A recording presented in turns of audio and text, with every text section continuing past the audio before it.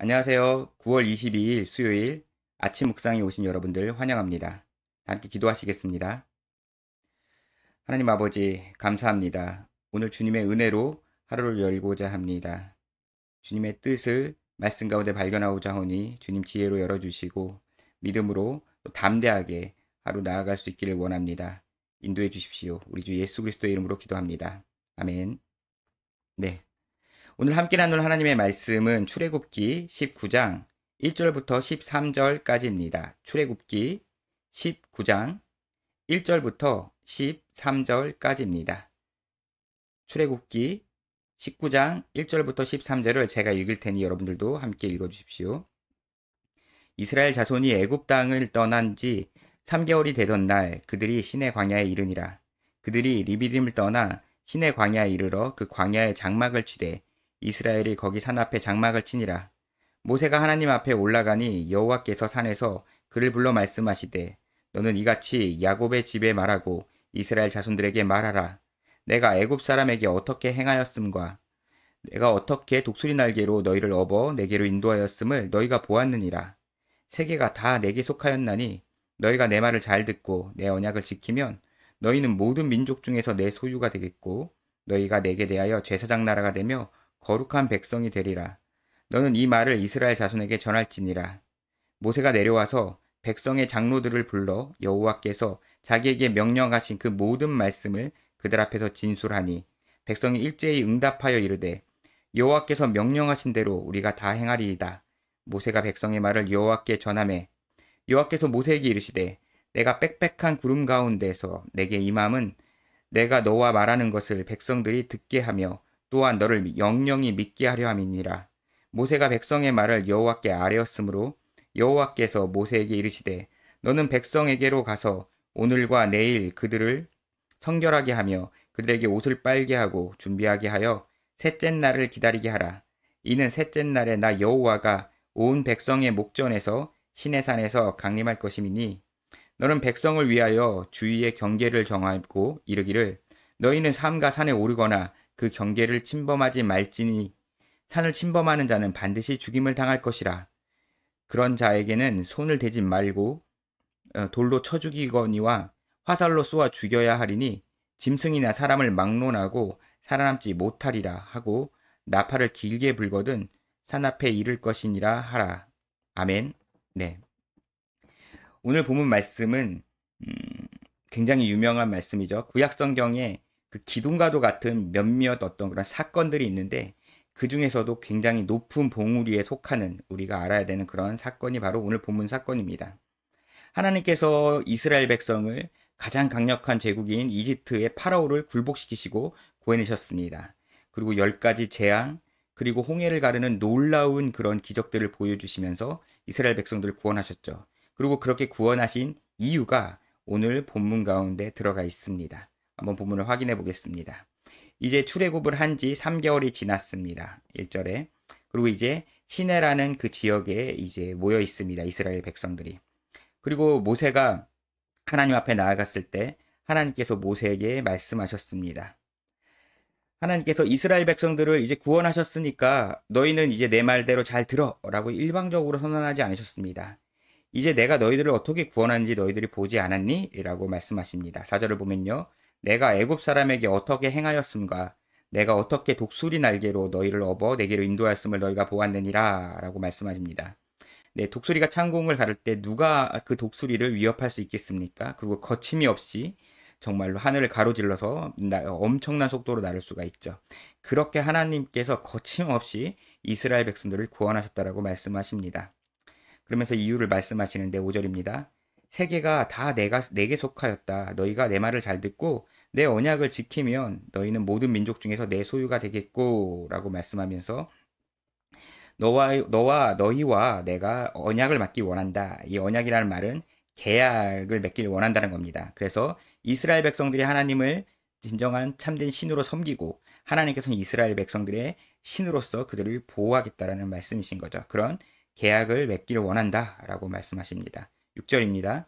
너희가 내게 대하여 제사장 나라가 되며 거룩한 백성이 되리라. 너는 이 말을 이스라엘 자손에게 전할지니라 라고 말씀하십니다.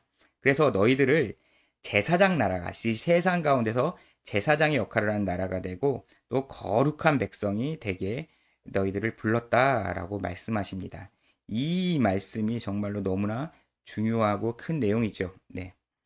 이 제사장 나라는 이제 하나님과 신과 인간이 제사를 지내는 그 중간자적인 그런 역할을 이 바로 제사장인데, 그런 역할을 하는 그 세상이 하나님을 알지 못하고 모두 다 스스로의 죄 가운데 멸망의 길을 가고 있는데, 하나님과의 그런 중간의 그런 역할을 하는 모델인 그런 나라를 세우겠다라고 말씀하시는 것입니다.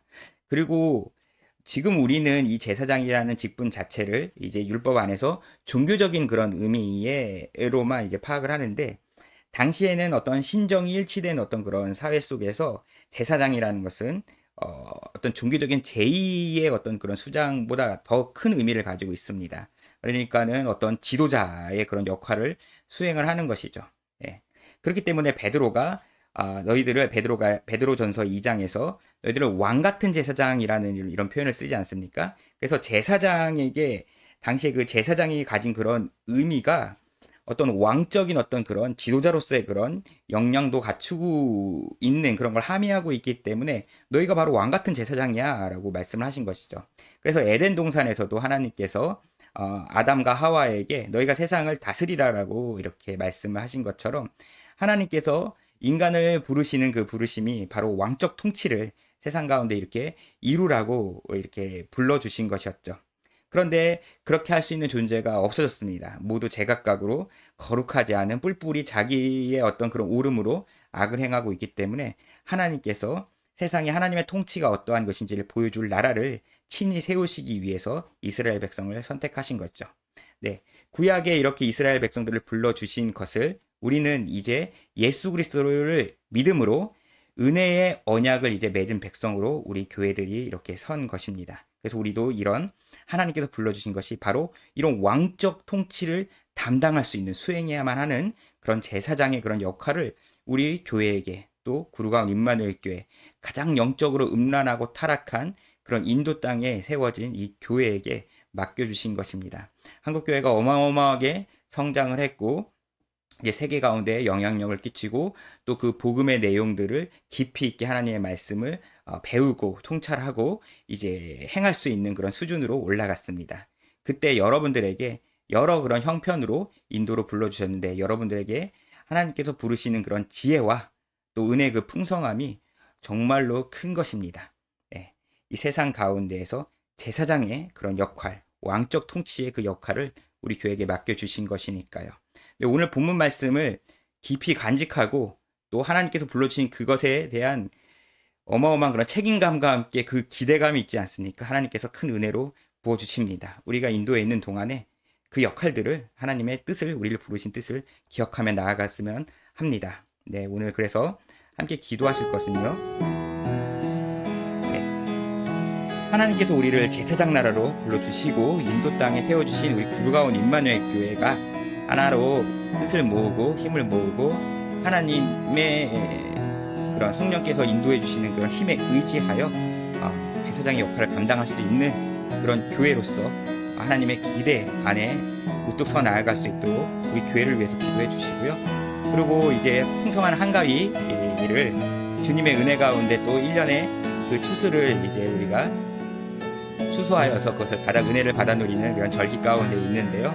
그것에 이제 감사하며 그가 가운데 평안을 누리는 오늘 하루가 되기를 우리 함께 하나님께 감사하며 기도하시겠습니다. 주님 감사합니다. 하나님의 그 크신 은혜와 뜻을 오늘 본문 가운데 보았습니다. 이스라엘 가운데 하나님께서 품으신 그 뜻이 바로 예수 그리스도를 통하여 믿음으로 하나님의 백성으로서 언약 백성으로서 불러주신 우리들에게 있음을 믿습니다. 그러기에 하나님께서 여러 그런 형편과 뜻 가운데 인도로 이렇게 우리가 모여서 각각의 그런 모습들과 처처에 모인 뜻들은 다르지만 주님께서 한 교회 공동체로서 불러주신 것을 우리가 믿고 그 믿음의 총회로서 하나님의 깊으신 뜻을 깨달아 정말로 제사장의 역할 그리고 왕적 통치의 역할을 세상 가운데 보여주며 전진해 나아가는 그런 우리 교회가 될 수 있기를 원하오니 우리 모든 믿음의 권속들에게 큰 지혜와 믿음과 은혜를 더하여 주시옵소서. 또한 한 해 풍성하게 주님께서 부어주신 은혜로 또 받아 누리는 우리 추석 명절을 맞이했습니다. 어디에 있든지 우리 가족들 그 주님이 주시는 그 풍요로움 가운데 쉼을 누리며 안식할 수 있는 또 한 해가 될 수 있기를 원하오니 주님 인도하여 주시옵소서. 또한 또 부족한 어떤 그런 교우들이 있다면 우리가 서로 도우며 세워나갈 수 있기를 원합니다. 저희들에게 사랑의 나눔과 지혜를 더하여 주시옵소서. 이 모든 말씀 우리 주 예수 그리스도의 이름으로 기도합니다. 네. 믿음 가운데 또 오늘 한 걸음 더 전진하는 우리 구로가는 6만 교회 모든 식구들 되기를 원합니다. 마치겠습니다.